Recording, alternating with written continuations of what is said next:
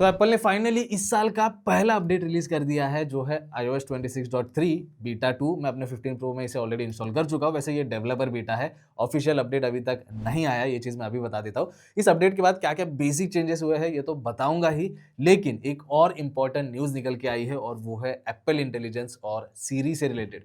अब देखो, फाइनली हमें एप्पल इंटेलिजेंस और सीरी थोड़ा सा एडवांस्ड मोड में यूज़ करने मिल सकता है, वो भी इसी साल। अब इसके बारे में जो डिटेल्स है ये वीडियो के अंदर मैं आपके साथ शेयर करूंगा ही, तो वीडियो एंड तक जरूर देखना। बस आगे बढ़ने से पहले अगर आप चैनल पर नए हो सब्सक्राइब भी कर दीजिए। वीडियो स्टार्ट करते हैं। गाइस, बताना चाहूंगा कि मैंने नीचे टाइम स्टैम्प्स दिए हैं, अगर आपको किसी पार्ट पे डायरेक्टली जाना होगा तो आप जा सकते हो। अब 26.3 बीटा 2 अपडेट के बाद जो बेसिक चेंजेस हुए हैं पहले उसके ऊपर ध्यान देते हैं। अगर मैं यहाँ पे सेटिंग्स में जाऊँ और यहाँ पे अगर मैं अबाउट सेक्शन में जाता हूँ तो आप देख सकते हो जो बिल्ड नंबर है वो अब चेंज हो गया है। पहले यहाँ पे बीटा 1 अपडेट के बाद लास्ट में ई था, लेकिन अब डी आ गया है। तो इवेंचुअली कुछ अपडेट्स के बाद हमें आरसी अपडेट मिल जाएगा और फिर स्टेबल अपडेट आ जाएगा। इसके बाद यहाँ पे अगर मैं मॉडेम फर्मवेयर दिखाऊँ तो मेरे फ़ोन में एटलीस्ट ये चेंज नहीं हुआ है। अगर आप बीटा अपडेट इंस्टॉल करते हो तो हो सकता है आपका जो डिवाइस है उसके अंदर मॉडेम फर्मवेयर चेंज हो जाए। ये थी बेसिक चीज़ है। इसके बाद बैटरी हेल्थ की अगर मैं बात करूँ तो अपडेट से पहले 87% पे थी, और अब अगर मैं बैटरी हेल्थ दिखाऊँ तो अब आप देख सकते हो अभी भी 87 पे ही बैटरी हेल्थ है। तो इस अपडेट के बाद रिकैलिब्रेशन मेरे फ़ोन में तो एटलीस्ट नहीं हुआ, लेकिन हाँ, अगर आप इसे इंस्टॉल करते हो इस अपडेट को और रिकैलिब्रेट अगर होनी होगी बैटरी तो आपको एक आध नंबर का जो है चेंज देखने मिल सकता है। तो ये थी बेसिक चीज़ें। अब इस अपडेट के बाद मेजर ऐसे कोई चेंजेस नहीं है, लेकिन एक ऑप्शन जो बीटा 1 अपडेट के बाद ऐड हुआ था वो अब हटा दिया गया है। आई डोंट नो क्यों। तो अगर आप सेटिंग्स में जाके नोटिफिकेशंस में जाते हो तो यहाँ पे नोटिफिकेशन फॉरवर्डिंग का ऑप्शन आपको नहीं मिलेगा, जबकि बीटा 1 अपडेट के बाद वो ऑप्शन ऐड किया गया था।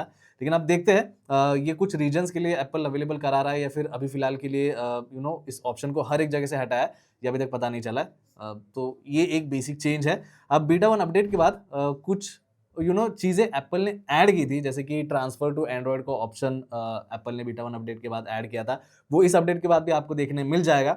इसके बाद फिटनेस प्लस का ऑप्शन था वो अभी भी आपको देखने मिल जाएगा।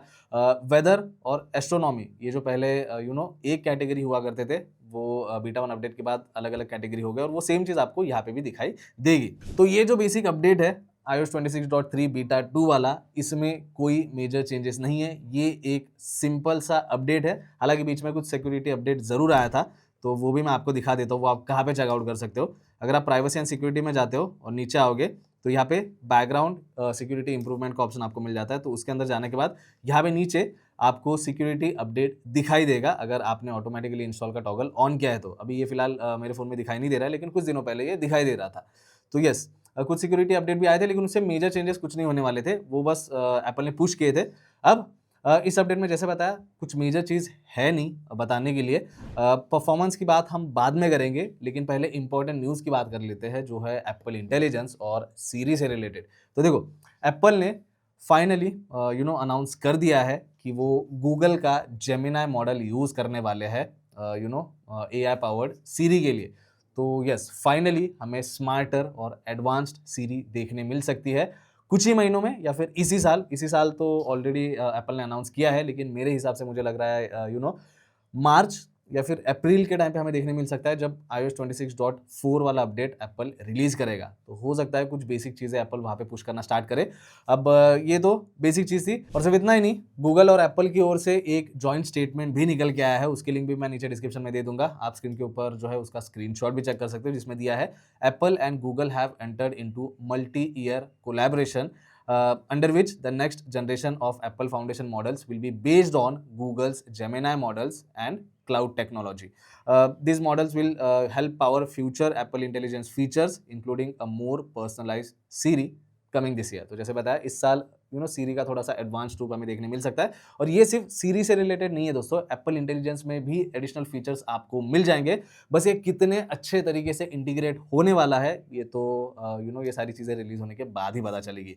और भी कई सारी चीज़ें आप पढ़ सकते हो, लेकिन जो लास्ट वाली लाइन है इसमें वो भी बहुत ज़्यादा इंपॉर्टेंट है। आप पढ़ सकते हो, Apple Intelligence will continue to run on Apple device and private cloud compute while maintaining Apple's industry leading privacy standards. तो अगर आप सोच रहे हो कि जेमिनी आने के बाद प्राइवेसी को क्या होगा या फिर प्राइवेसी को लेके कुछ चीज़ें चेंज होने वाली है या नहीं, तो नहीं भाई, एप्पल डिवाइस पे ये सारी चीज़ें रन करेगी और जो प्राइवेट क्लाउड कंप्यूट है एप्पल का, उसी में जो है ये चीज़ें रन होने वाली है। तो प्राइवेसी को लेके एज सच कोई भी चीज़ें हैम्पर नहीं होंगी, जो कि एक बेस्ट चीज़ है। वैसे ये जो गूगल और एप्पल का कोलैबोरेशन है, आप इसके बारे में क्या सोचते हो? कमेंट करके मुझे ज़रूर बता देना, और एप्पल इंटेलिजेंस कितना अच्छा हो सकता है ये भी बताना। वापस आ जाते हैं iOS 26.3 बीटा 2 के ऊपर। जैसे बताया, ये एक माइनर अपडेट है।